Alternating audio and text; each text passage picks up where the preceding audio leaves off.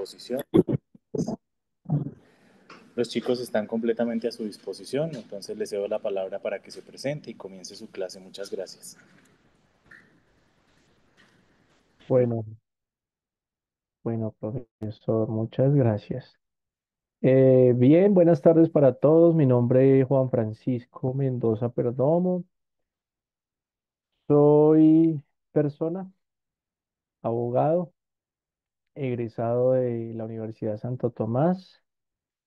Eh, Tengo una especialización en Derecho Penal de esta universidad.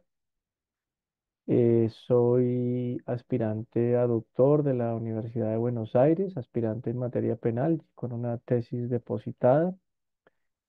Eh, Tengo una experiencia docente de aproximadamente 18 años, de los que completo 17 años en la Universidad de Santo Tomás siendo profesor en el pregrado, al interior del módulo penal y el módulo de profundización penal, y desde luego como docente en los posgrados de la universidad. Asimismo, soy coordinador del Semillero de Investigación Crítica Penal de la Facultad de Derecho, semillero que integra el grupo de Derecho Público que se encuentra en MinCiencias hoy día. Eh, Soy asesor del consultorio jurídico de la universidad también en materia penal y mi dedicación exclusiva ha sido a esta área del derecho, incluso también como abogado en ejercicio, es decir, como litigante. Eh, bueno, para mí es todo un gusto poder estar acá en esta sesión. No había tenido el honor de poder debutar en este posgrado o maestría en criminología, que es una maestría joven que se integra desde luego al sistema de posgrados en materia penal que ya ha creado la universidad o la Facultad de Derecho. Y bueno, ese honor se debe a que precisamente pues no había podido ocuparme de ofrecer mis charlas en este lugar. Y bueno, hace desde luego todo un gusto poder conversar y deliberar acerca de esta temática tan interesante. Y bueno, desde luego metodológica, que se reduce al nombre de métodos cuantitativos de la investigación. Con ello, pues tengo como propósito, como reto y desde luego como objetivo dentro de las competencias que se plantea este curso y sus sílabus, el que podamos dominar los métodos cuantitativos de investigación y concretamente yo le llamaría métodos cuantitativos de investigación del saber penal.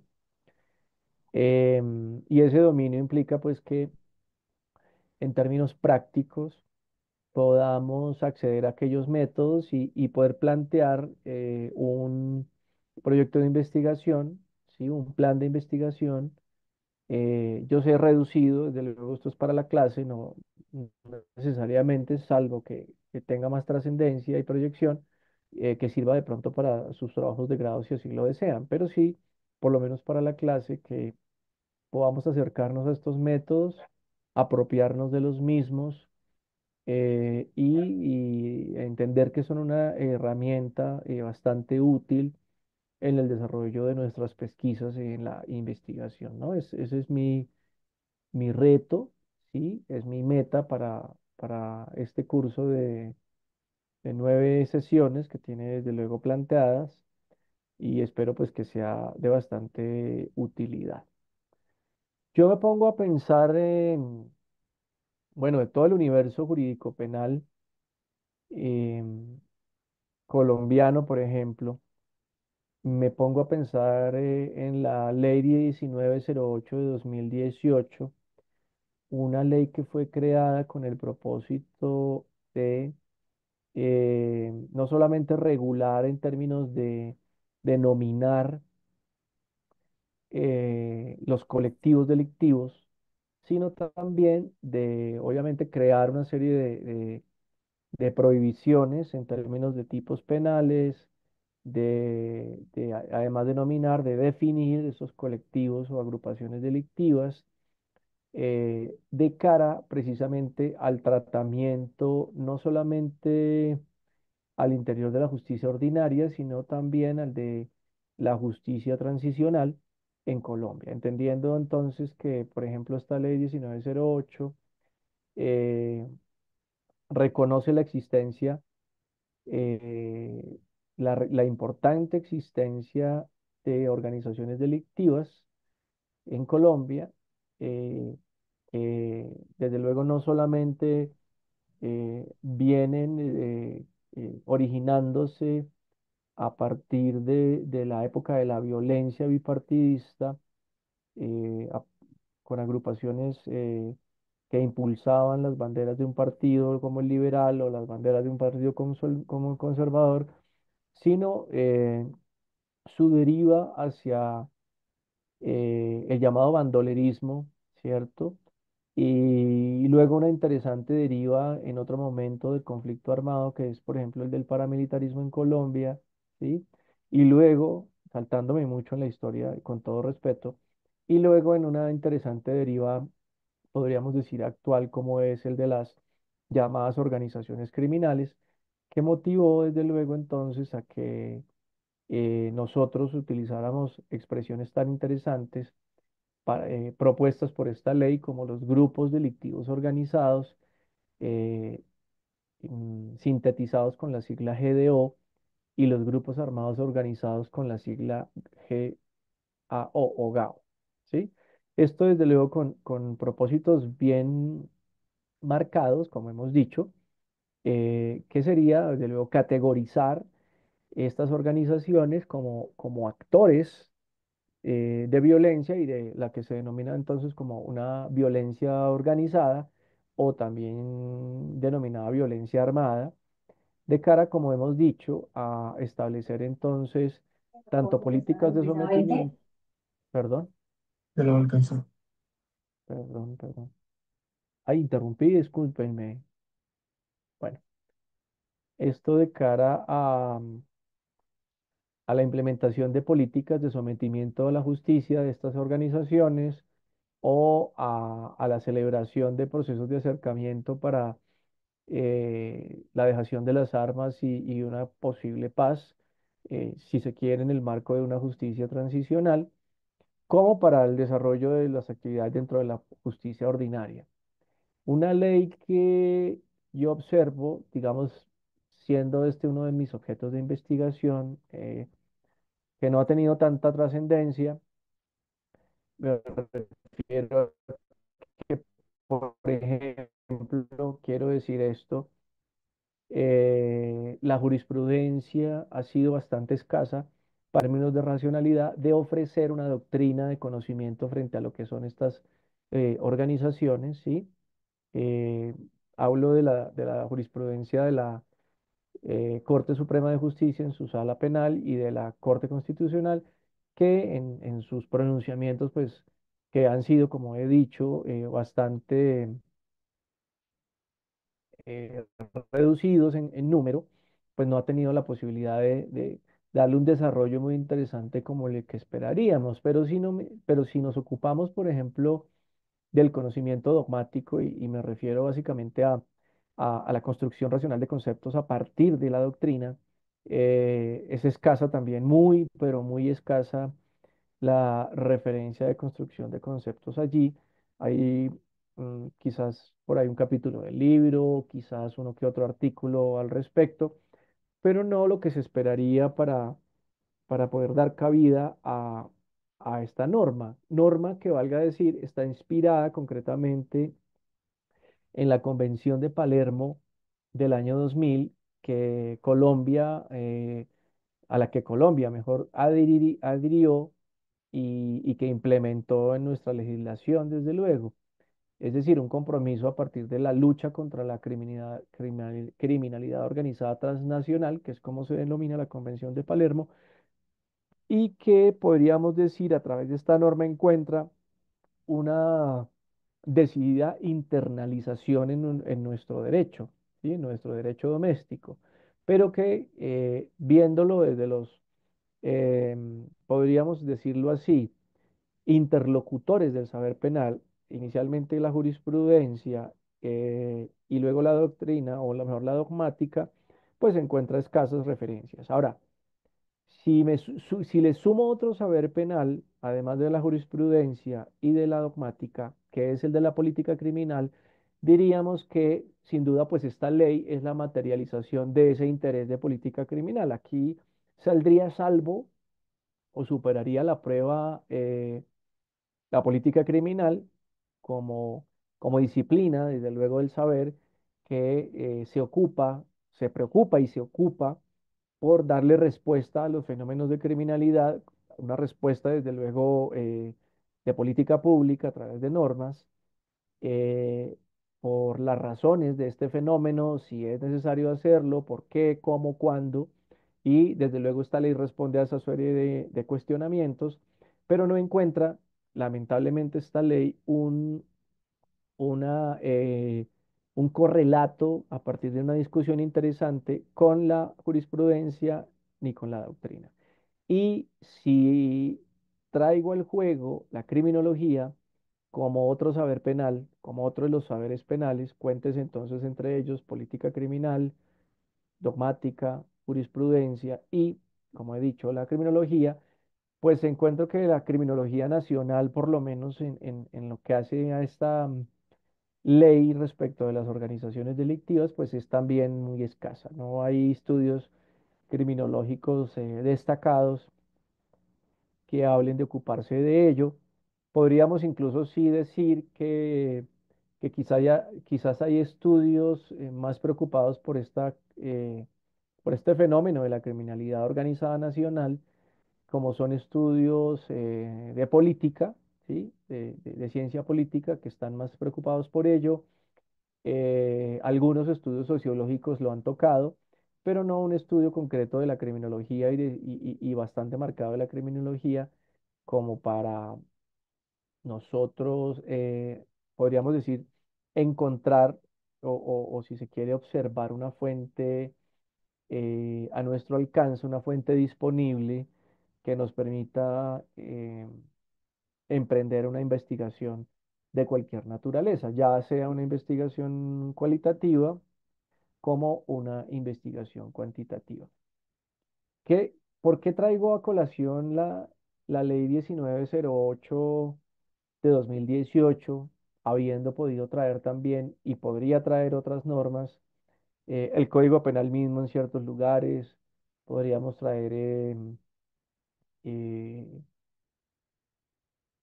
temas como delitos económicos, como podríamos traer perfectamente los clásicos delitos patrimoniales, podríamos traer la delincuencia sexual a partir de sus reformas, podríamos traer em, las nuevas incorporaciones de categorías procesales en el proceso penal, desde luego.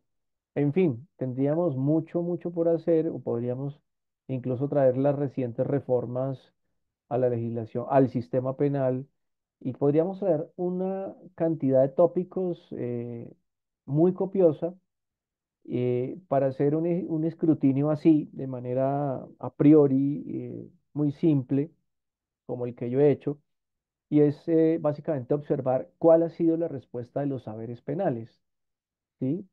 Eh, y vamos a encontrar que seguramente el que en alguna medida, quiero decir, no en su totalidad, sale ileso, sale triunfante aquí, es el de la política criminal, por cuenta de que es esta disciplina la que seguramente podría decirnos, le hemos dado respuesta a ese fenómeno de delincuencia, a ese fenómeno intolerable o a este tópico en concreto, y la respuesta ahí está con una ley. Buena o mala, pero está ahí, con una ley. Que siguió el principio democrático, seguramente porque pasó por el legislativo y contamos con legisladores que serían los competentes para esos efectos. Eh, Adicionalmente, habría consultado la democracia deliberativa, habida cuenta que contó con discusiones al interior del Congreso de la República y seguramente con algunas intervenciones ciudadanas o de ciudadanos o entidades interesadas en la legislación y se habría cumplido con lo, digámoslo así, con el marco al que debe responder la política criminal, pero no así, como hemos mostrado, eh, por otras formas de saber penal. Claro, no puedo hacer una afirmación tajante y, y estandarizada para decir que en todos los casos el comportamiento de los saberes penales ha sido igual, ¿no? Porque pues desde luego hay ciertos tópicos en donde la jurisprudencia ha tenido interesantes avances, ha respondido mucho, y eso pues desde luego depende de ciertos tiempos de política criminal.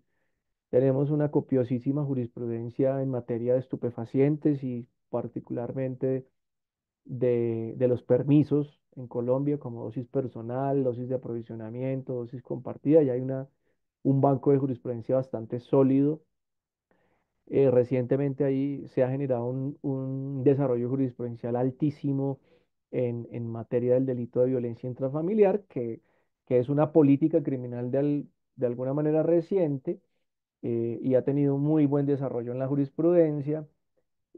Podríamos decir que la jurisprudencia ha desarrollado al máximo, sin duda, las categorías procesales, ¿sí? Hay una abundante jurisprudencia que podría explicar todo el sistema procesal a partir solo de pronunciamientos allí. Y qué decir de delitos clásicos, ¿no? El homicidio, el delito sexual, los delitos de corrupción, ¿sí? Y podrían tener interesantes respuestas y seguramente otros tantos aspectos de lo sustancial como de lo procesal, que en contraste con la dogmática nos muestran una dogmática en algunos aspectos reducida, ¿sí? Muy reducida. Por ejemplo, la dogmática en materia del derecho penal económico en Colombia es realmente eh, reducida también. No hay muchos textos de derecho penal económico, no hay tantos desarrollos, por ejemplo, del delito por excelencia hoy, que es el de lavado de activos, en ese ámbito, claro. Y incluso habiendo tanta jurisprudencia en materia de narcotráfico, no tenemos mucha dogmática o si se quiere doctrina en materia de tráfico de drogas y de todos los permisos, como esperaríamos. Eh, y sí en otros aspectos, sí podríamos decir que hay un interesante desarrollo doctrinal en materia procesal. Y bueno, esto es bastante interesante, pero miren que el comportamiento, por lo menos criminológico, no es un comportamiento que responde de manera, podríamos decir, eficiente en términos de rendimiento frente al análisis de muchos de los fenómenos. Claro, esto puede pasar en cualquier sociedad, pero pues es lógico que, mm, que las investigaciones en cada latitud pues sean diferentes, ¿no? Hay países donde quizás se investiga más y se escribe mucho más, habiendo de todo buenas y malas investigaciones, pero las hay, es decir, hay una importante abundancia. Quiero decir que el foco académico, tanto de las facultades de derecho como de los institutos de investigación, por ejemplo, en muchos lugares responde de manera muy eficiente, ¿sí? Particularmente podríamos hablar de Europa y de los Estados Unidos, donde hay abundantes estudios fruto de una investigación juiciosa, financiada, comprometida, desde luego, con ofrecer una constante discusión al respecto.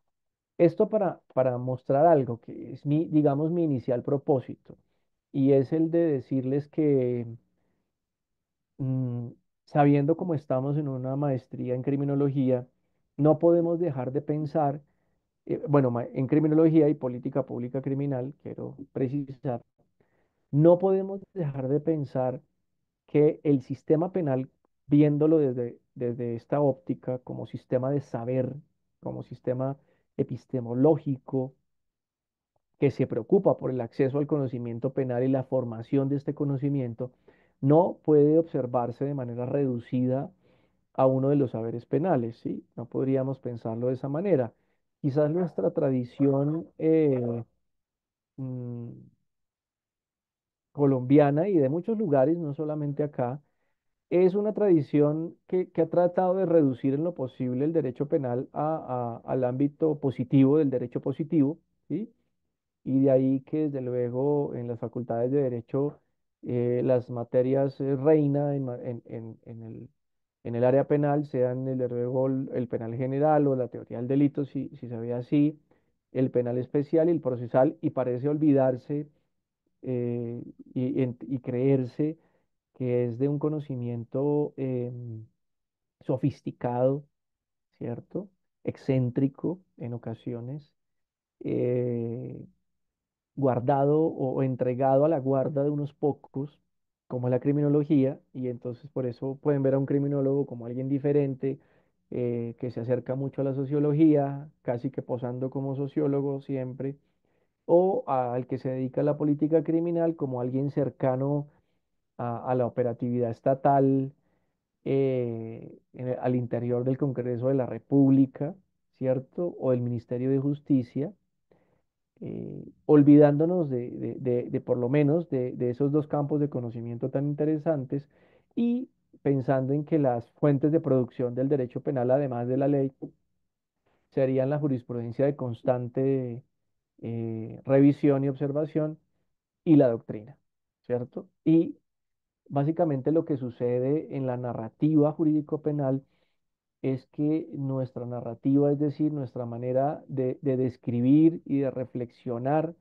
el delito, la pena, el contexto en que se realizan, es una narrativa reducida, muy reducida a la norma y simplemente a la norma positiva, quiero decir, porque aparece la norma positiva en un nuevo código penal o en una reforma o en este código que ya tenemos y completa muchos años y no pasa nada más a la enseñanza de la norma y nos olvidamos, por ejemplo, de algo tan interesante como es la historia del derecho penal que vincula en buena medida todas nuestras disciplinas y que vincula, digamos, de manera inmediata el ejercicio de la política criminal. Entonces la gente y nuestros estudiantes nunca saben cómo surgió esta norma. Es decir, nunca existe un interés, por lo menos de nosotros los profesores, y tengo que incluirme porque he pecado por ello también, por observar la genealogía de nuestras normas, es decir, cómo surgió,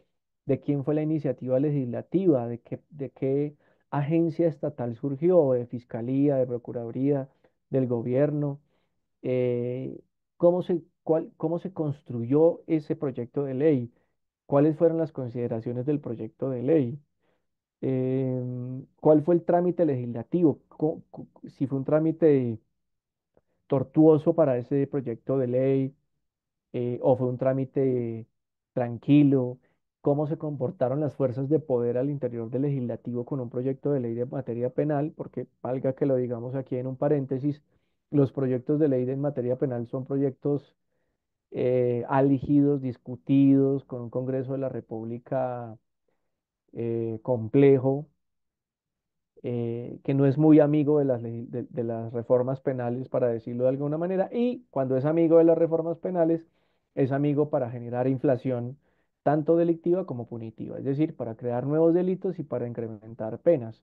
De manera que, por ejemplo, cuando hay iniciativas, por ejemplo, de supresión de tipos penales o de reducción de penas, cosa que es muy escasa y muy extraordinaria, pues hay discusiones bien interesantes, ¿no? Y no deja de operar allí la política, desde luego la política partidista, y lamentablemente influir en esas iniciativas. Y entonces, cerrando un poco paréntesis, no nos ocupamos de ello, no revisamos el tránsito legislativo que está a la mano y donde podríamos observar cosas para hacernos a la idea de cuál fue el desarrollo de la construcción de esa norma de derecho positivo, qué propósito tenía, cómo se proyectaba y cuál es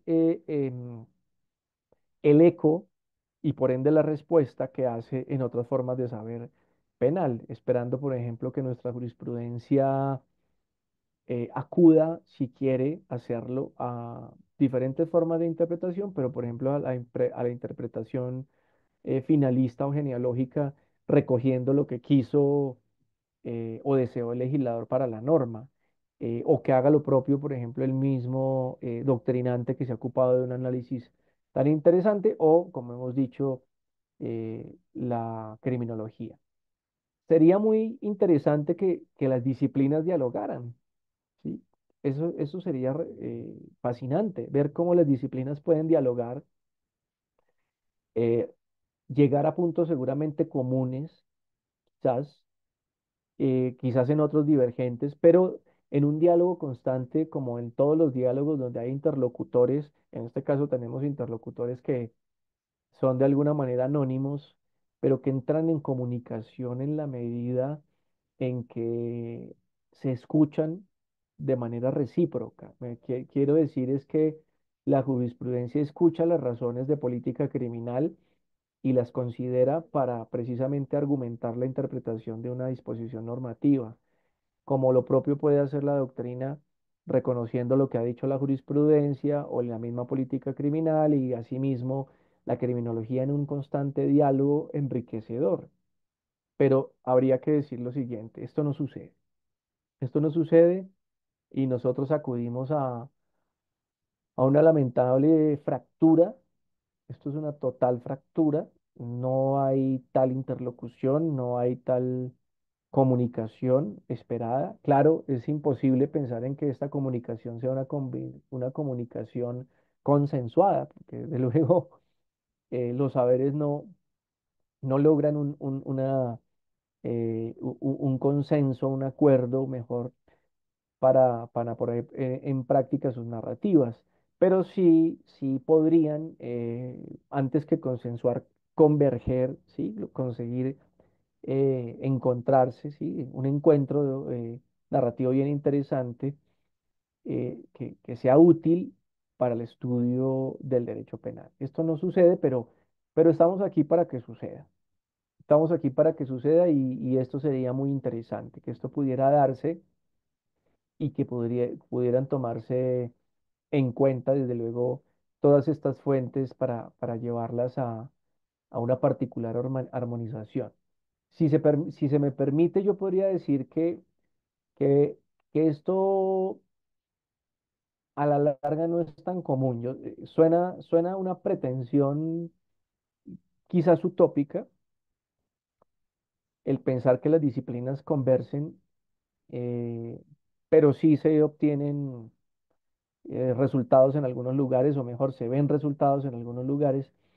Yo he notado, por ejemplo, puedo decirlo incluso con mucha sinceridad y quizás certeza, que quizás el autor que logra articular todas las disciplinas, eh, dándole cabida a todas en una discusión interesante, incluso hay que decir, dándole cabida a más disciplinas como a la sociología, a la filosofía, a la antropología, y dándole claramente, desde luego, cabida a la historia de manera muy interesante, es el profesor Eugenio Raúl Zaffaroni en su texto quizás mítico y más importante, que es el derecho penal de su parte general, donde uno encuentra en muchos y podría decir que en todos los lugares del texto, análisis donde se revisan todas las disciplinas, ¿sí? Y donde se nota que las mismas definiciones a las que le apuesta el autor han bebido de las fuentes de todas estas formas de saber penal, ¿sí? Se explican muy bien desde la criminología, desde la misma dogmática, y comprende que la producción, por ejemplo, de la jurisprudencia de su país, como la Argentina, es útil y la lleva a cabo, ¿no? Entonces lo nota uno y eso es perfectamente posible. Eso sería muy interesante. Hablo de esto ¿por qué? Porque sucede que lo que digo hasta ahora habla en buena medida del método de investigación cualitativo, ¿sí? Un método de investigación, para decirlo de una forma muy simple desde ahora, que no se sirve de datos numéricos, que no se sirve de los datos estadísticos, o que sí lo hace de manera muy simple, muy somera, casi como para querer ilustrar algo, pero que no son su fuente predilecta de desarrollo. Un método cualitativo que entiende como fuente, desde luego, todas estas formas de saber penal, pero que buscan esas formas de saber penal en término cualitativo, definiciones, ¿sí? Categorías, pero sin llevarlas, tales categorías, al contexto social, ¿sí? Y expresarlas de manera mucho más trascendente en el contexto social, cosa que sí hace un método de carácter cuantitativo. Se propone ese método cuantitativo considerar las cifras, considerar los datos. Claro, datos hay muchos, pero estamos hablando aquí en el cuantitativo de datos de carácter numérico, o los datos, podríamos decir, que nos suministran los métodos de esa forma de investigación y que son los datos que claramente estandarizados y que desarrollan de manera muy bien a partir de una clara técnica una disciplina conocida como la estadística y que son útiles y que son bastante útiles. Ahí encontramos desde luego muchísimas falencias, ¿no? Muchísimas falencias. Por ejemplo, solo por decir algo muy interesante, es muy escaso, casi que nulo, el estudio estadístico en los proyectos de ley en materia penal, ¿sí? Incluso voy a irme por otro lado. Tiende a ser escaso en todas las normas, de todos los ordenamientos, salvo que se trate de temas estrictamente económicos, muy económicos, como puede ser una reforma tributaria, como puede ser una reforma pensional. Pienso que también ahí opera en la reforma laboral, por ejemplo, o en las normas de carácter laboral. Pero hay tantísimos otros, pero tantísimos otros lugares en donde no hay un interés bastante juicioso por los datos. Incluso las reformas a la justicia parecen no importarle tanto los datos, o hay datos menores, ¿sí? De preocuparse, por ejemplo, por las cifras de conflictividad que pueden operar en una región y por qué la conflictividad es variada, distinta y por ende relativa en cada región del país, sabiendo que somos un país de muchos colores, de muchas diferencias. Y bueno, en materia penal esto sucede. ¿M? No hay estudios en tal sentido. Por ejemplo, yo recuerdo que cuando la entonces senadora Gilma Jiménez lideraba la causa de la criminalización, o mejor, de la inflación delictiva y punitiva, obvio criminalización de los delitos sexuales en Colombia, lamentablemente con fines de campaña, con fines de populismo punitivo, eh, hacía una afirmación constante y era una afirmación pues muy superficial, por decirlo de una manera. Y decía que el delito más grave que existía en Colombia era el delito sexual, y concretamente el delito sexual contra los niños, y que esto era un flagelo, etcétera. Muy interesante, y se repetía de manera constante, pero no habían cifras claras. Hacía una serie de afirmaciones conclusivas, claro, frente al delito, pero los datos no estaban claros, ¿sí? Sí, había alguno que otro dato por ahí de procesos, ¿cierto? Pero no había datos claros para regiones, no había datos claros de sentencias condenatorias, ni datos numéricos claros de acusaciones, etcétera. No había unos datos que respaldaran, por ejemplo, esas conclusiones a las que arribaba la senadora para, desde luego, pronosticar el fin del mundo a partir de la existencia del delito sexual al que había que combatir. Es decir, ella era podríamos decir, con mucho respeto, era una especie de propagandista de la política criminal en esa materia, pero no, no era una seria y juiciosa constructora de esa política criminal. No obstante que no fuera abogada, no se necesita hacerlo para hacer leyes en este país, pero sí como por lo menos tener una serie de respaldo de conocimiento y en este caso de conocimiento cuantitativo que le permitiera desde luego dar crédito a sus afirmaciones, pero sobre todo soportar esta gesta de política criminal que pretendía adelantar. Y esto es lo que generalmente sucede entre nosotros cuando observamos en materia penal los datos. Vamos a encontrar que en los proyectos de ley el uso de los datos es muy escaso, bastante escaso. Eh, el uso de los datos en el trámite legislativo por miembros de Cámara y de Congreso y de Senado en la Comisión Primera, donde se tramitan aquellas leyes ordinarias, es también escasísimo. No interesan los datos, no importan los datos, eh, interesan las afirmaciones, muchas ellas cargadas desde luego de, de convicciones morales, por decirlo de una forma, otras cargadas desde luego de intereses políticos, porque pues uno sabe que cada partido político desde luego tiene una clara posición respecto del derecho penal y no hay que ir lejos para saber que a qué le apuesta un partido conservadorista o de derecha o a qué le apuesta un movimiento progresista frente a sus intereses jurídico-penales. Pero claro, los datos están al margen, ¿no? Eh, entonces hay una suerte de olvido por los datos, de desentendimiento por los datos, no obstante la disponibilidad de los mismos. Es cierto que en Colombia no se producen tantos datos como se producen en otros lugares donde hay muchas fuentes de datos, particularmente en los Estados Unidos, donde hay bancos de información importantísimos, pero los datos sí están por allí.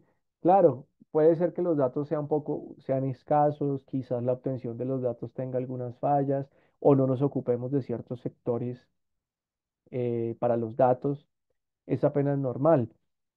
Sin duda, la formación de datos numéricos es eficientísima, cuantiosa en los asuntos económicos, no hay duda. Y la razón es que pues, los datos se obtienen de muchas fuentes públicas y privadas.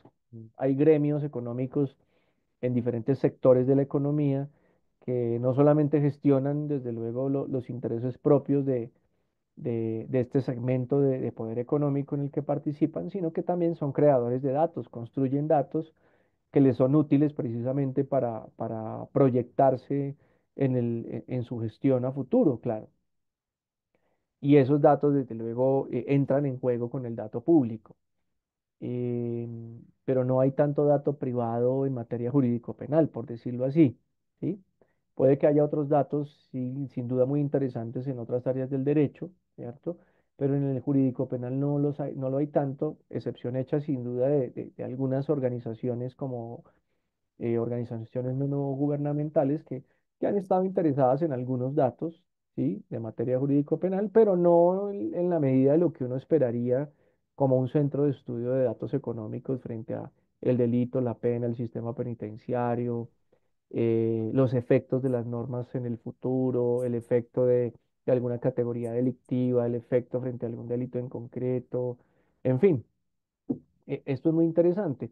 Entonces, digamos que encontramos que nuestros datos, pues, aparecen en las fuentes ya sabidas, ¿no? Fiscalía en datos frente a su ámbito de competencia, Policía Nacional, al interior de la Fiscalía, desde luego el Instituto de Medicina Legal, el IMPEC, ¿cierto? Que conservan ciertos datos, hay datos de la Procuraduría y datos de la Defensoría del Pueblo, que son bastante interesantes, pero claro, vuelvo a decirlo, datos que derivan no solamente de la competencia de aquella entidad o de agencia estatal, sino de ciertos ejercicios funcionales concretos, ¿sí? La Fiscalía no puede no estar suministrando los mejores datos eh, penitenciarios, pero sí seguramente datos muy interesantes a nivel de cantidad de denuncias, de querellas, de investigaciones, acusaciones, etcétera. La policía no podría seguramente suministrar los mejores datos frente a sentencias, pero sí datos frente a puesta en conocimiento o noticias criminales, ¿no? Entonces, los datos tienden a variar, pero están, digamos que están, y con todo lo que hay, o que es lo que hay, pues nos podríamos servir de muchísimos datos que resultarían sin duda muy útiles para conseguir esto que yo he venido señalando y es conseguir un diálogo eh, de interlocución, de correlato entre los saberes penales, ¿no? Que sería muy chévere porque nos permitiría no solamente comprender el comportamiento del sistema penal, ¿cierto? Ese comportamiento, sino que nos permitiría darle respuesta a muchas inquietudes, ¿no? ¿Por qué se incrementó un delito en determinada época? ¿Por qué guardó silencio la jurisprudencia sobre un concepto durante tanto tiempo existiendo allí? ¿O por qué la doctrina le ha interesado tal categoría del derecho penal y ha hablado mucho de ella? ¿Por qué los intereses de derecho penal en el legislativo han sido variables? O incluso por qué hay intereses partidistas más por un delito que por otro, ¿cierto? Esto explicaría, desde luego, mucho de lo que sucede en un país de conflicto, ¿no? Incluso en un país en donde el derecho penal eh, hace lugar, ocupa lugar en la estructura del conflicto mismo, ¿no? O sea, si vemos el conflicto armado desde la violencia como nombrada bipartista, al interior de la violencia había un interés por, por el delito. ¿Cuáles eran los delitos que se llevaban a cabo? ¿De qué manera? ¿Cómo impactaban? Quizás uno de los estudios pioneros, y vamos a poder notarlo acá, me parece muy interesante que lo hagamos para hacerlo visible, es el del libro de la violencia en Colombia, de Orlando Falsborda, del padre Germán Guzmán y de Eduardo Mañaluna, un estudio pionero de los años 60 que hace una revisión de la violencia bipartidista entre el 46 y quizás sí el 60 más o menos, y que se toma el trabajo en lo penal, por ejemplo, de revisar algunas estadísticas que son muy interesantes.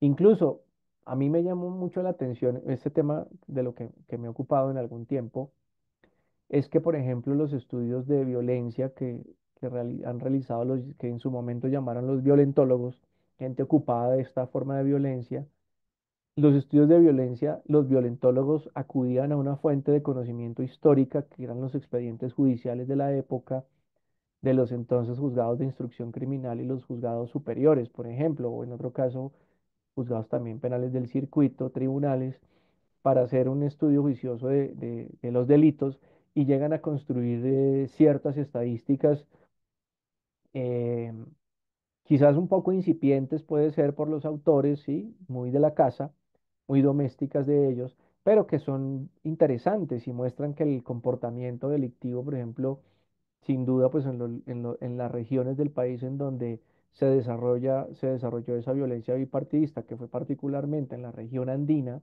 ¿sí? Mostraban unos datos bien interesantes, ¿sí? Y de cuáles eran aquellos delitos que más se realizaban, cómo impactaban, etcétera. Cosa que uno encuentra de manera algo semejante en los estudios del Centro Nacional de Memoria Histórica respecto de la primera y la segunda época del paramilitarismo, ¿sí? Tanto este finalizando la década de los 70 y 80 como el segundo paramilitarismo federativo de las Autodefensas Unidas de Colombia, siendo en este último en donde hay mejores estudios y revisión de datos, en este caso numéricos, ¿no? Esto es bien interesante. Entonces, claro, miren cómo observando, pues bueno, uno puede tener insatisfacciones, quizás desengaños por el arribo al uso de los datos, incluso suena como a una especie de desengaño, esa palabra tan interesante que sean otras disciplinas las que se ocupen más de ello, de pronto no de nuestro lado del derecho penal o de los saberes penales, ¿no? Y que a veces lo hayan hecho con más juicio, ¿cierto? Con más ahínco, la historia, por ejemplo, a través de los historiadores del conflicto o en otros casos los sociólogos mismos a- y no nosotros, ¿cierto? Pero bueno, de eso se trata, de investigar y de siempre es imperfecto, que es precisamente el acceso al conocimiento, ¿no? Es un interés, es un interés desde luego nuestro. Quería hablarles de esto. Esta es, digamos, una introducción en el día de hoy, eh, una introducción frente a lo que vamos a hacer. Quiero contarles lo que tengo pensado, siempre consultando, eh, pues desde luego la parrilla de contenidos que aparecen en el aula virtual que he tenido ocasión de observar. Debo decir que desde luego pues debuto en este curso y pues mi debut es un debut que honro y que me hace muy feliz. Y pues desde luego que quiero honrar en el sentido de consultar o de siempre ser correspondiente o corresponderle a lo que tiene pensado este curso cuando se creó, ¿no? No siendo yo el creador de este curso, no lo gesté yo, pero entiendo que hay un interés desde luego en esas competencias planteadas y espero que lo que tengo pensado pues sea muy útil para todos. Entonces quiero comentarles lo siguiente. Eh, en la segunda charla, mm, que le voy a llamar proyecto de investigación, pues quiero conversar acerca de las partes del proyecto de investigación en derecho y concretamente de lo que nos interesa en términos cuantitativos. Antes de eso, quiero decirles que, bueno, yo tuve ocasión de construir dos módulos de investigación para un posgrado de otra universidad, que no hay problema porque los puedo compartir y mi plan es que los comparta.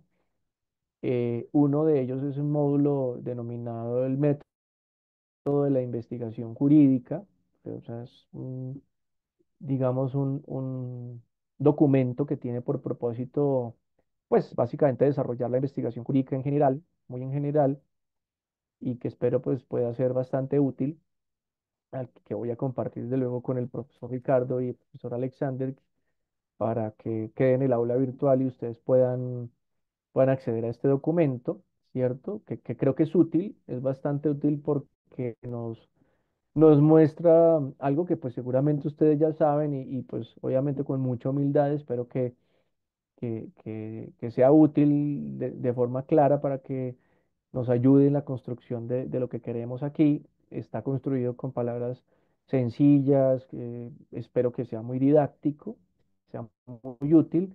Tiene incluso algunos pequeños ejemplos frente a algunos puntos. Entonces yo creo que va a ser de agradable lectura. Y tengo otro módulo pequeñito, los dos son de más o menos unas 15 páginas, que se llama la investigación jurídico-penal, ¿sí?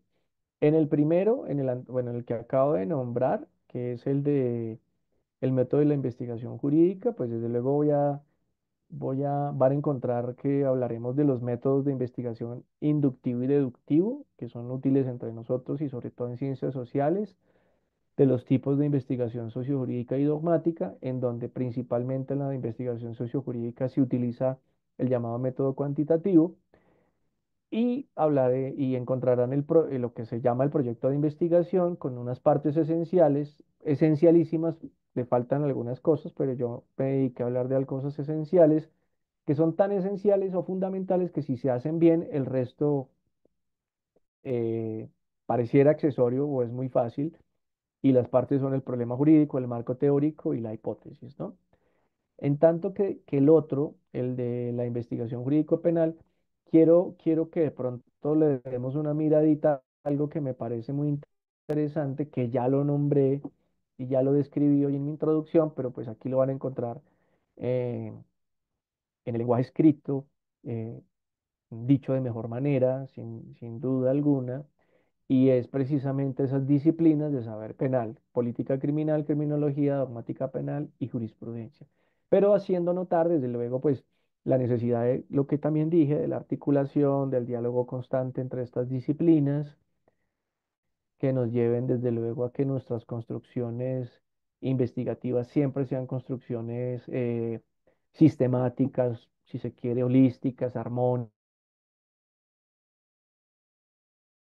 luego a nuestra investigación de cara a lo que sin duda nos interesa aquí a nosotros como método en concreto, que es el cuantitativo. Entonces, un par de documentos que los invito a que los aborden para poder conversar sobre ellos durante el resto de Profe, nuestro curso, claro, pero sin duda, pues en la próxima charla, eh,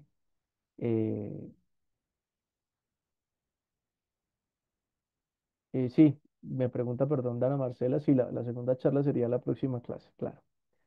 Y en la próxima charla o clase, poder conversar al respecto. Les decía, entonces retomando, dentro de mi plan de nuestros 9 encuentros, clases, charlas, que en la segunda, es decir, en 8 días, hablaríamos del proyecto de investigación como tema de clase y nuestras actividades se ocuparían de conversar acerca de las partes del proyecto de investigación en el derecho, habiéndonos eh, entregado un poco a los conceptos de los saberes penales, ¿cierto? De las disciplinas del saber penal, con el propósito, valga decirlo, de que al final de nuestro curso podamos dialogar acerca de proyectos de investigación de ustedes. Mi plan es que ustedes puedan en grupos, porque bueno, entiendo que pues aquí tengo conmigo y con el profesor Ricardo, o sea, seríamos 20, pero quizás en precisión no lo sé, serían 18 estudiantes, ¿cierto? Entonces quizás podríamos pensar en grupos, ¿sí? En pequeños grupos que construyan ese mínimo proyecto con esas mínimas partes, pero desde luego acercándonos a los métodos cuantitativos. Entonces, por eso en la segunda charla, mi plan es que podamos hablar del proyecto, ¿cierto? Y de qué importancia podrían tener estos métodos cuantitativos para entonces la construcción del proyecto. En nuestra tercera clase o tercera charla hablaremos en concreto, como temas de clase, del método cualitativo, del método cuantitativo. La actividad consistirá, desde luego, en la diferenciación de estos métodos ya para el derecho penal. Quiero tocarlos en concreto para el derecho penal. Y desde luego, destacar allí la importancia de los datos numéricos en la investigación sociojurídica, que es donde mejor se desarrolla el método cuantitativo, ¿no? Claro, no quiero decir que no pueda en la investigación eh, jurídica utilizarse el método cuantitativo, reitero, escogido esta, pero podemos hablar de la cualitativa o la jurídica y ver cómo los datos pueden llegar a importar. En nuestra cuarta clase, pues hablaremos en concreto como tema de los métodos cuantitativos uno. Hablaré de listas, de las encuestas y cuestionarios y del conocido como muestreo probabilístico, ¿sí? Y desde luego, pues nuestras actividades en esta clase se aplican a desarrollar cada uno de estos métodos, explicarlos y hablar de la utilidad de los mismos, ¿sí? En la clase 5 nuestros temas serán métodos cuantitativos 2 y hablaremos de la llamada observación, la observación estructurada y la revisión de documentos. Nuestra actividad igual será desarrollar cada uno de estos métodos y destacar pues la utilidad de cada uno en nuestras investigaciones. En la número 6 como tema de clase, tendremos el conocimiento cuantitativo por el ciudadano y algo que se llama la heurística de la disponibilidad, que ya les contaré de este concepto tan interesante. Lo que quiero es hacerles notar para ese momento, es cómo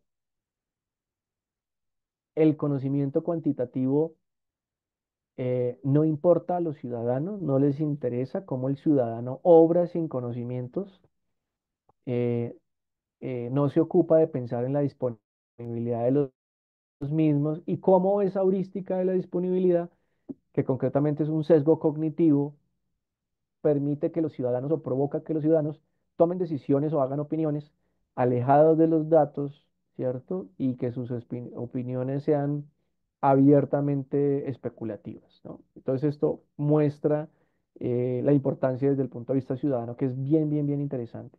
Sí, claro, destacando que el ciudadano no es un constructor de estadísticas, ¿no? No está llamado a hacerlas. ni, ni el ciudadano está obligado a realizar a aplicar un método cuantitativo para formarse conocimiento, pero sí que el ciudadano tiene dispuestos datos numéricos, el ciudadano puede consultarlos, el ciudadano incluso se le informan, pero que el ciudadano no le interesa, ¿no? Hay una suerte concreta de marcado desinterés para ello. Entonces quiero hacer alusión a esto porque me parece interesantísimo y con ello mostrar cuáles son las fallas de esa percepción ciudadana y cuál es la información disponible, ocupándonos de temas que nos interesan, ¿no? Desde luego el saber penal.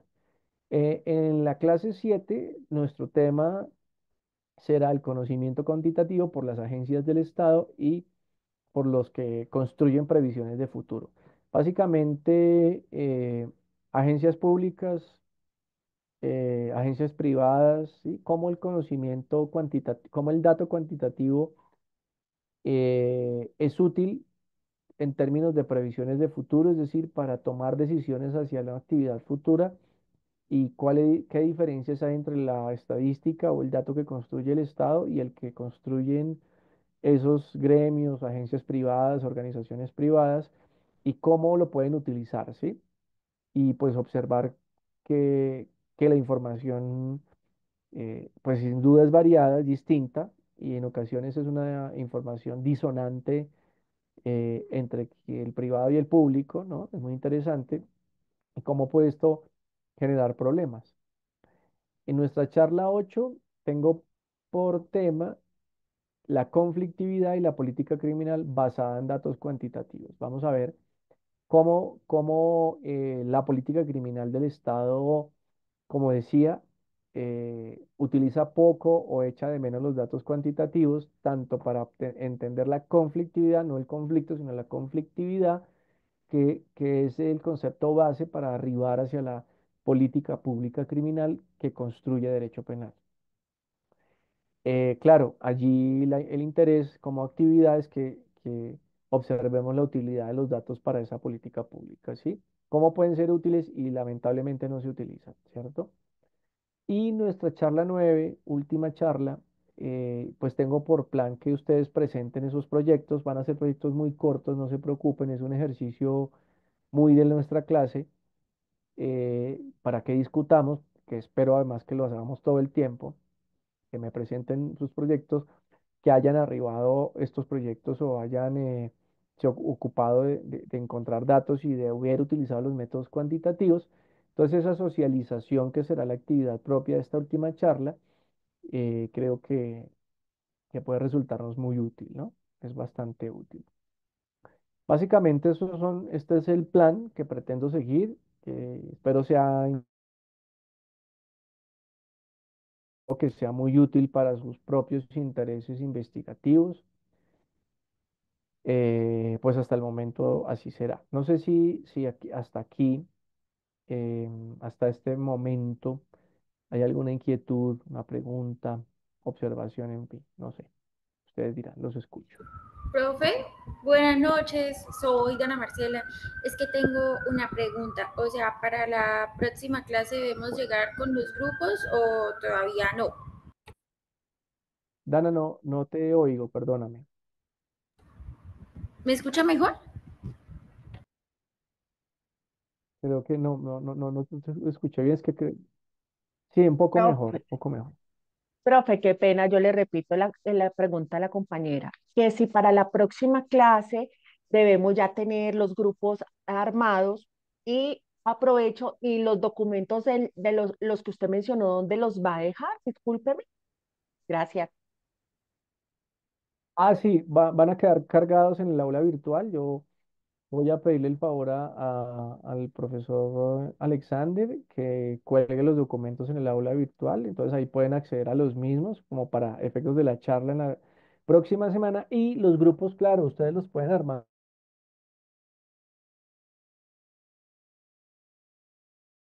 Personas, pensaría, mm, tres, cuatro personas. Yo incluso tengo unos temas, esos son unos temas que vinieron a mi cabeza, que pueden ser útiles, pero ustedes libremente, obviamente, pueden escoger temas que les interesen. Yo tengo, digamos, como una parrillita de temas que me parecen interesantes. Tengo 7 temas, pueden ser otros, pueden ser más. Cifra negra de criminalidad económica, o sea, aquella cifra de criminalidad de delitos económicos que nunca llegaron a ser un proceso penal, porque la gente no denunció, porque la víctima nunca lo contó, o sea, nunca se transformó en un proceso penal. Los datos sobre la criminalidad pública, la corrupción pública, los datos sobre la producción de drogas en Colombia, es decir, cuánto se produce y se comercializa drogas en Colombia, desde luego hacia el exterior, la incidencia del lavado de activos en la economía, qué incidencia tiene económica el lavado de activos, o sea, cómo este delito puede impactar concretamente la economía y explicar en esa medida si el lavado de activos sí es lesivo o no para la economía. Los datos de violencia doméstica, que por estos tiempos pues, no son tan precisos, o la violencia que se desarrolla en el delito de violencia intrafamiliar. ¿Cuáles son esos datos de delitos sexuales que son tan variados en regiones y tan interesantes? ¿Sí? Y, por ejemplo, los datos de mujeres en prisión por delitos de drogas, que me parecen muy llamativos. Son temas, los voy a también a suministrar para que ustedes los puedan, digamos, observar allá en la misma aula virtual, pero quiero que piensen que esta no es una camisa de fuerza cualquiera de estos temas. Si ustedes encuentran otro tema que parezca interesante, si quieren la próxima charla, que me gustaría poder charlar sobre, conversar sobre sus intereses investigativos o por lo menos sobre su proyecto, pues me dicen, oigan, tengo este otro tema me gusta, lo encontré, llama la atención, podríamos hablar de ello. Bueno, sería muy, muy chévere, ¿no? Entonces, pues socializo estos desde en este momento, pero van a encontrarlos en el aula para que ustedes, pues desde luego, lo reflexionen, ¿sí? Entiendo algo, es claro, y digamos puedo anticiparme a decirlo. Yo entiendo que esta clase de investigación cuantitativa es más trabajosa, sin duda alguna. O sea, es mucho más fácil ir a buscar un libro en la web, en una base de datos, ¿sí? Eh, y encontrar una revista, es fácil encontrar una jurisprudencia, o sea, encontrar una fuente de estas que están disponibles tan fácil en muchos lugares es muy, muy, muy sencillo, ¿cierto? Y la búsqueda y encontrar estadísticas de una cosa y de otra, pues genera más trabajo, yo lo sé. Y genera, desde luego, mucho trabajo, y que es el que va a generar utilizar un método cuantitativo, ¿sí? Por decirles algo, yo estoy interesado en saber la cifra de, como dije, de pronto de mujeres en prisión por delitos de drogas y si no la encuentro, pues puede ser que tenga que formular un derecho de petición al IMPEG o buscar detalladamente en un lugar o en otro. En ocasiones hacer una entrevista genera mucho trabajo y más, por ejemplo, una encuesta que necesita un número de personas, lo sé. Por eso, pues quiero poner a consideración algunos temas. Seguramente estos temas, unos sean más trabajosos que otros, ¿sí? Generen mucho más actividad. Así que busquen la tarea que les guste y que sin duda, pues desde luego no los agobie, porque mi plan no es desde luego agobiarlos acá, sino, como dije al principio, que podamos comprender cuáles son los métodos y por qué esos métodos pueden ser útiles para la investigación. Sí, en eso sí soy totalmente comprensivo.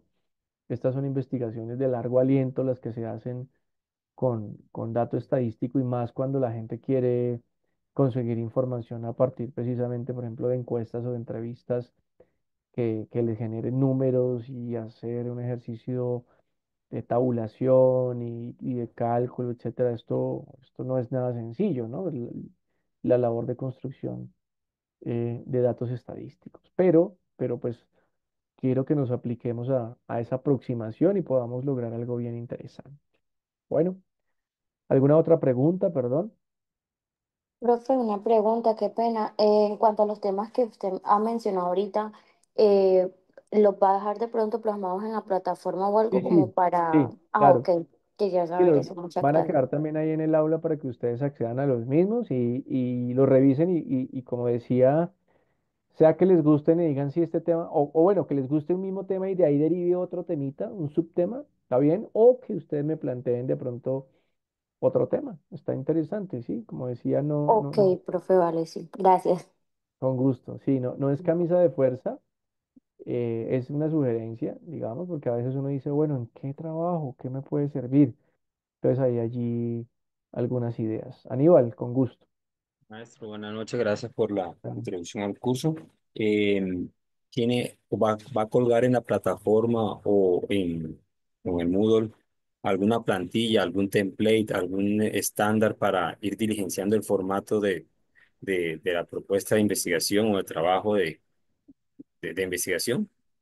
no, sabes que no, hay libertad en ello, no, hay total libertad. Sí hay unos puntos concretos que van a ser, y yo los voy a señalar, pues, obviamente elegir un tema, un problema de investigación, eh, un pequeño desarrollo y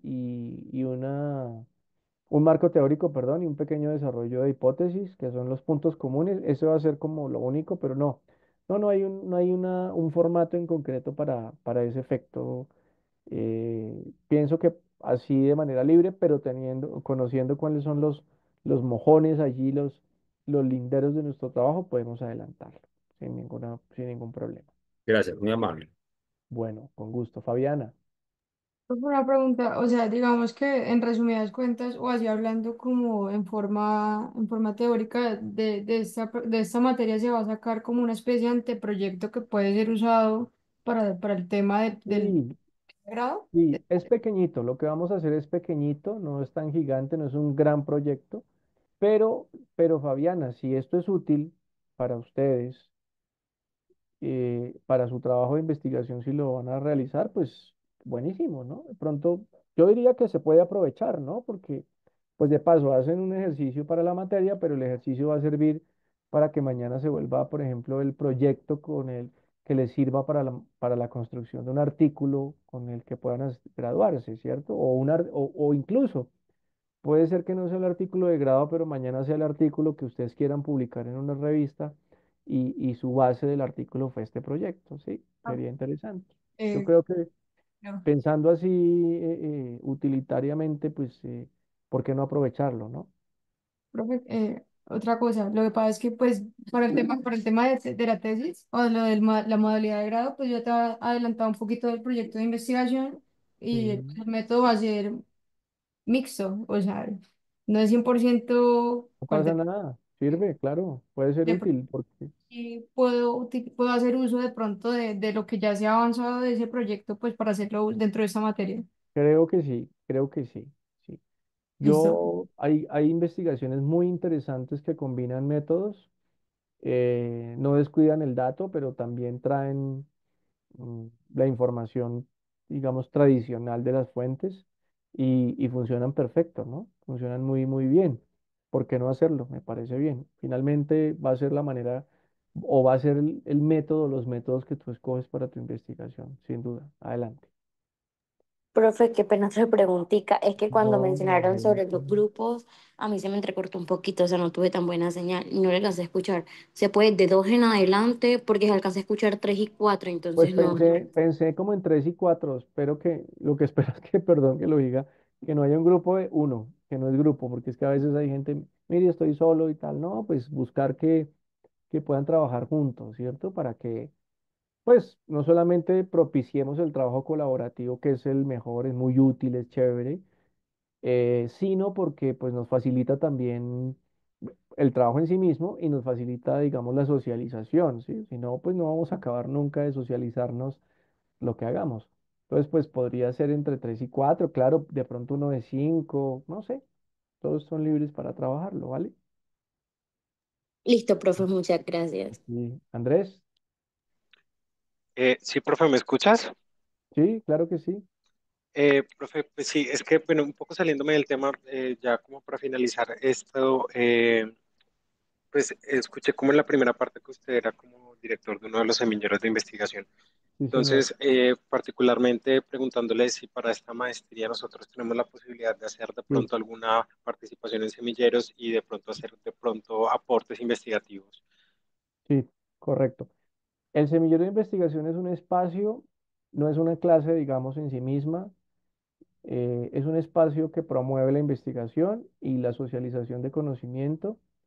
¿Qué hacemos? Hacemos eventos, por ejemplo, ahorita tenemos planeada la presentación de dos libros en finalizando marzo y uno en abril, al que los voy a invitar, un libro de un colega de nuestro módulo que yo voy a presentar y luego hacemos otra presentación de otra colega que presentará otro profe, pero es chévere porque ustedes acuden, es una actividad académica muy enriquecedora. También hacemos conversatorios, hacemos algunos foros y promovemos desde luego la investigación y la escritura.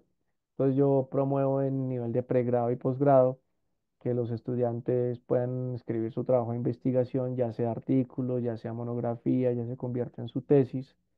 Y lo que hacemos es que vinculamos a la gente. Entonces, por ejemplo, me escriben, yo solo recibo unos datos que son su nombre, su cédula y su celular, bueno, y el programa, ¿sí? Y yo, pues obviamente, controlo los datos que tengo y después los ingreso a, a la unidad de investigación de la universidad que quiere saber quiénes son los integrantes de los semilleros. Entonces yo cuelgo esta información y digamos esto es muy burocrático, formal, pero el trabajo es un trabajo constante. ¿Qué pasa? Que los estudiantes vienen de pronto a mí, me dicen quiero trabajar un tema y bueno, yo los ayudo, soy su tutor, soy su director. A veces soy solo un consejero de estudios porque hay temas que de pronto no son de toda mi experticia, pero los vinculo a profesores cercanos que seguramente ustedes van a conocer. Uno de ellos es el profesor David Valencia, que es uno de mis colegas, eh, o otros profesores del módulo que manejan algunas experticias y los vinculo, pero todo al interior de este lugar, que es un espacio, como les digo, que lo que hace es promover, acercar, ¿sí? Inspirar para que la gente pues pueda motivarse a escribir o quizás culminar sus proyectos, ¿no? Hay diferentes intereses. Cada quien quiere hacer muchas cosas, quiere hacer su trabajo porque es su trabajo de grado o quiere lograr una publicación, no tiene intereses investigativos. Entonces, pues bienvenido de una, Andrés. Y todos, desde luego, cuando quieran, con muchísimo gusto. Qué bueno, profe, Gracias, muchas profe. gracias. Bueno, bueno, pues me despido entonces, comprometido con este envío de la información que voy a ahora mismo enviarle a los profesores Alexander y Ricardo para efectos de que aparezca en el aula. Y pues en 8 días conversaremos, estaremos allí. No olviden de leer un ratico para que conversemos de estas lecturas, de estos documentos y pues ir avanzando de pronto en sus grupos y en sus temas, para que de pronto pues dejemos eso listo ya en la próxima charla, Profe, y conversar. Sí, con gusto.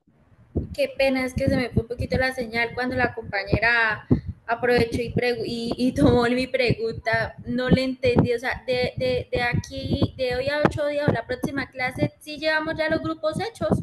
Sí, sí, la idea es que los grupos ya estén conformados y ojalá que de pronto sus temas ya estén listos. No importa que puede ser que no estén súper listos, porque pueden venir dudas, oiga, ¿qué opina de esto, de lo otro? Pensamos en ello, entonces podemos charlar y refinar, digamos, el tema que vamos a escoger. Pero pues sí pensaría que sería interesante ya por lo menos armar nuestros grupos, ¿no? Para que arranquemos a trabajar, ¿vale? Listo, profe, gracias. Bueno, a Profe, qué ustedes. pena interrumpirlo, es que No, no ninguna tengo para faltaba, alzar la mano, Joana. profe. Joana, por favor, adelante. Profe, lo que pasa es que tengo en el calendario que la próxima clase no es en 8 días, sino el 12 de marzo. ¿Estamos correctos? Ay, no lo sé. ¿En Está serio? cada 15 días. Sí, yo porque la tenía, me parecía agendada el 12. No sé, aquí está el profesor Ricardo, si nos escucha. Profe Ricardo. Ah, ok, gracias. Dice que le demos un minutico que está cerrando otra clase y ya. Bueno, sin embargo, Sí, si ustedes me permiten, denme un segundo y yo también voy así aquí mirando, así rápidamente. sí, profe, yo tengo el 12 de No, marzo, no, el no, 26 de no, puede ser marzo. que sí, Sí, no, no, profe, no, sí no. aparece cada 15 días, perdón la interrupción, o sea, Ay, aparece cada 15 perdón, días. perdón, perdón. No, no, no. Yo, ¿por qué pensaba en jornada? Eh, Permítanme un segundo, yo miro acá. Ah, eso está por aquí abajo. Un momentico. Yo ven-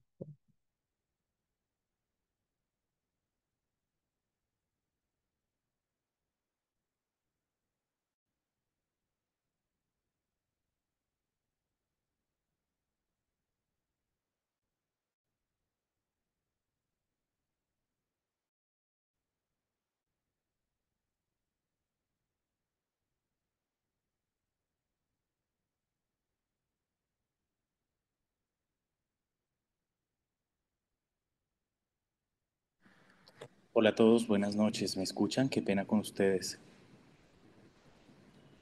Sí, señor. Sí, sí, Sí, señor. señor. Gracias, qué pena. Es que estaba cerrando también la clase con los compañeros de tercer semestre, entonces por eso mi tardanza. Pero entonces les alcancé a escuchar que la duda era sobre cómo se va a llevar a cabo la clase y cada cuánto son las sesiones, ¿es correcto? Sí, profe, es que Señor. tenemos cada 15 días, la Ah, tenemos sí, agendada la próxima para el 12 de marzo. Sí, sí, sí, señor. correcto. Sí, era yo el que Entonces, no confirmaba. Ya vi el calendario. sí, señor. Entonces, cada clase va a ser, de cada materia, perdón, va a ser cada 15 días. La idea es que en esos 15 días el docente en la primera hora pueda agotar su parte teórica, explicarles, como ya les comentaba a ustedes, el saber de cada materia. Y en la siguiente hora lo que vamos a hacer con los profesores Alexander, que ustedes ya lo conocen, la profesora María Paula, que está por incorporarse, y yo, es como una tutoría de cómo presentar los trabajos, qué deben tener en cuenta para las entregas, cada cuánto se entregan los trabajos y sobre qué material, que ese material viene del profesor Juan Francisco en este caso, es el que vamos a tener en cuenta para esos trabajos. Eh, Estos trabajos, pues obviamente todos son por la plataforma Moodle. Estos trabajos se hacen pues de una manera de autogestión. Entonces, por eso el tema de la tutoría con los otros dos docentes luego de que el docente principal les dé la clase. No sé si frente a eso hay alguna duda.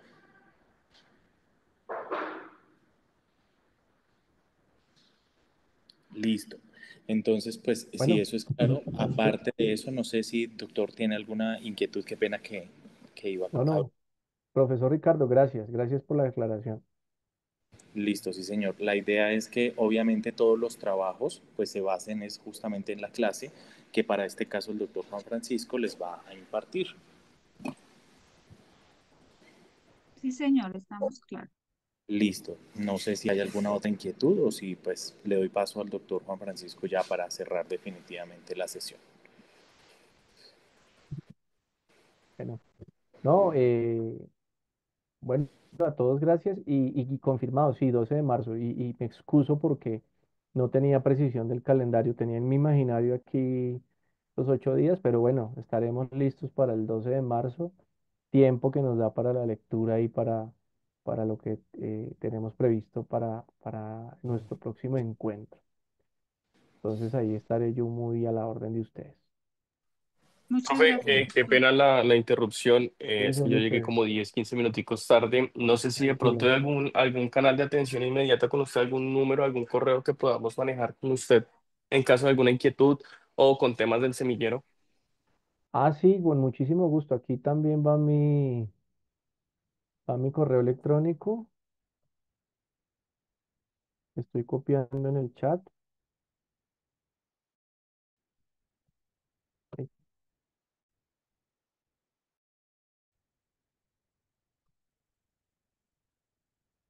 ahí lo encuentran. Hay también, desde luego, el correo del profesor Ricardo.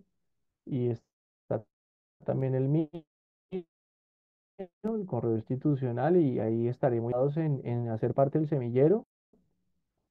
Pueden escribirme al correo, me recuerdan por favor que tienen de la maestría y solo necesito sus nombres completos, su número de cédula y su celular.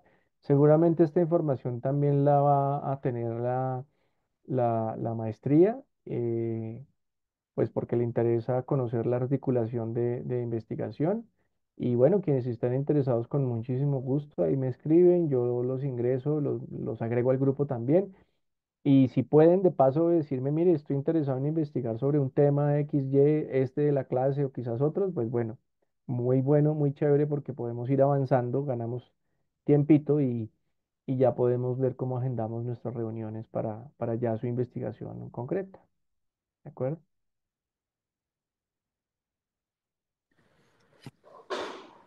Listo, Bueno, profe, muchas gracias. Creo que eso es todo. entonces, Sí, a gracias. todos y bueno, muchas gracias. Gracias, feliz noche. Bueno, Gracias a todos. Gracias, gracias buenas lo noches. mismo a todos y gracias. Gracias, profesor Ricardo. Ya le enviaré un WhatsAppcito con la información y los documentos que se he anunciado a los estudiantes y de nuevo mil gracias por escucharme y feliz noche. Claro que sí, profe. Gracias a su merced. Gracias, Feliz noche. profe. Buenas Feliz noches. Gracias, noche, profe. profe, Feliz noche. Hasta gracias. luego, muchas gracias. Chao, chao. Hasta luego, feliz